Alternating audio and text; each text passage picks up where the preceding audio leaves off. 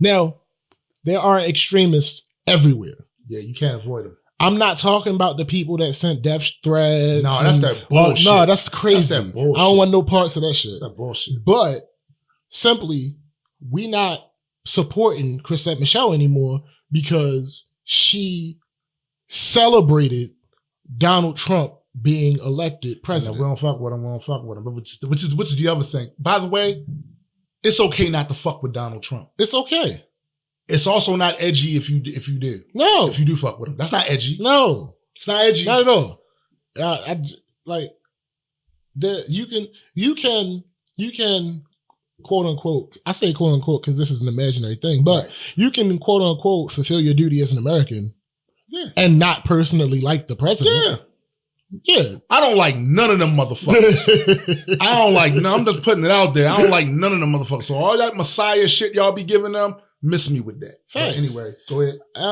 I just, like I said, I had never been prouder of cancel culture. Right.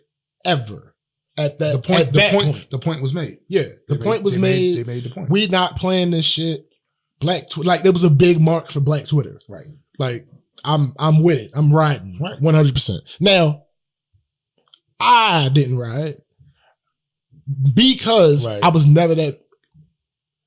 Not to say I wasn't a fan of her talent, but I didn't do much in supporting her financially. I know what you're saying. Anyway. So it wasn't like you stopped doing something that you had been doing. I mean, I still listen to Epiphany when it come on my Spotify. That's streaming. I still do that. Right.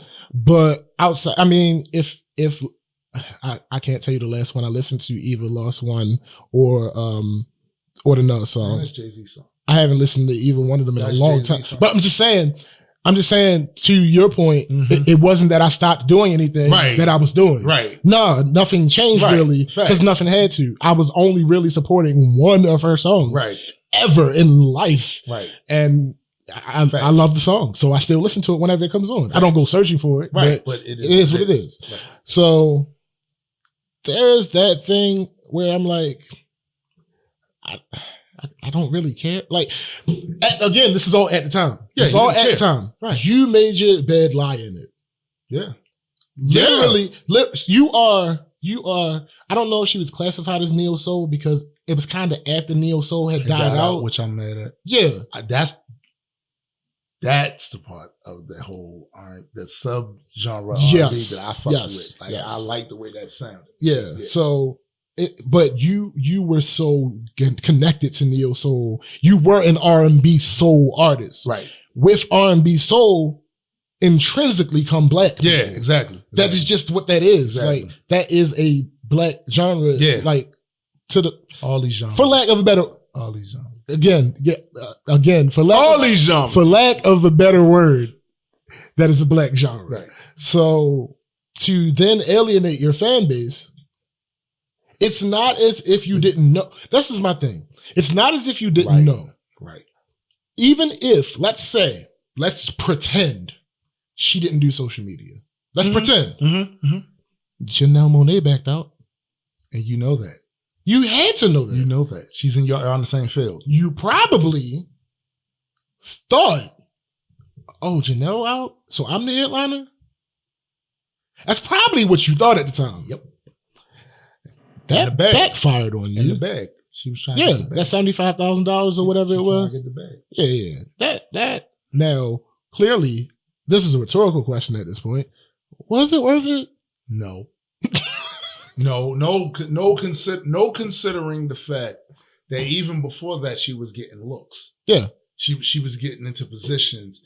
Now, if you thought that was going to skyrocket you into more prominence, somebody wasn't really helping you. No, clearly. Like, you could have took your time, still keep getting these looks, and then you would have.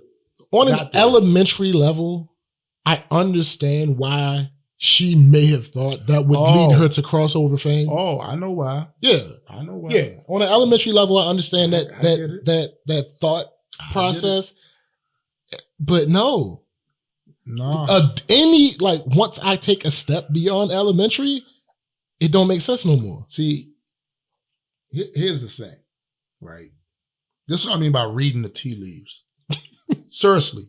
Like, that campaign, 2016 campaign, was contentious as fuck. Yes. It was divisive as fuck. Yes. There was shit happening there that had never happened before in presidential politics. There was a type of narrative, a type of conversation, a type of just disgusting way of speaking about each other that was happening in full view of not just the people of this country, but people in countries across the planet.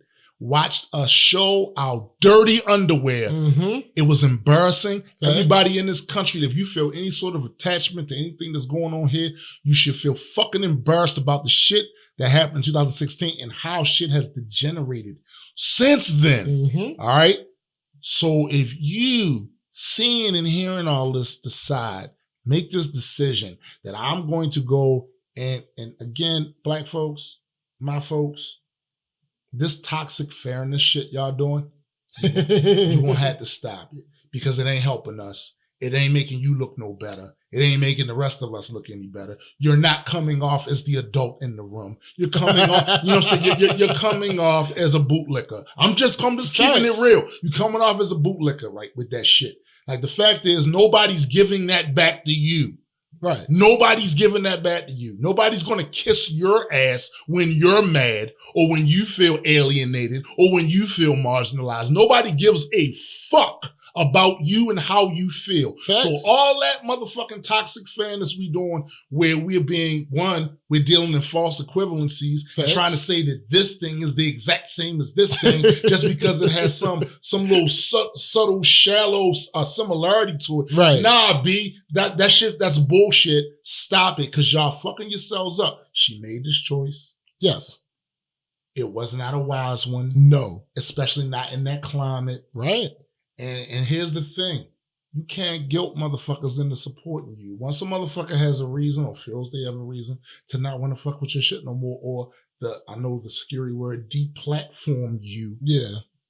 You can't guilt the motherfucker, and no matter what you say, if they feel that way, they feel that way. That's it. That's what it is. So the thing is, it's like, remember we was talking about before when people talk certain ways to each other? Right before those words came out of your mouth, that thought belonged to you. Yep. It's the second, the millisecond, it comes out of your moment, it ain't yours anymore. Doesn't belong to you. My arm. Yep. It's not yours anymore. Y'all saw 300. You know how that shit works. You said the shit, so now the person gonna take it the way they want to take it, because now it belongs to the universe. So your actions, the same thing. You went out there, you did that. No matter what you said your motivations was for doing it, you try to hit us with that. We all the world. Nobody wasn't trying to hear that shit. But here's the thing. At best, she heard what people were saying and ignored and said, "It'll be fine." Yo, let me tell you, traditionally, when some shit kicking off and somebody say it'll be fine, it ain't gonna be fine. It'll never be fine. It ain't gonna be fine. At best, that's what happened. It'll do. At worst, at worst, at absolute. Shout out to Adequate. At absolute worst, like she was too big for her britches. Yeah. And thought you're feeling yourself a bit too much. She thought that either she was right and everybody was wrong, or that they don't know what they're talking about. Right. I can make this happen.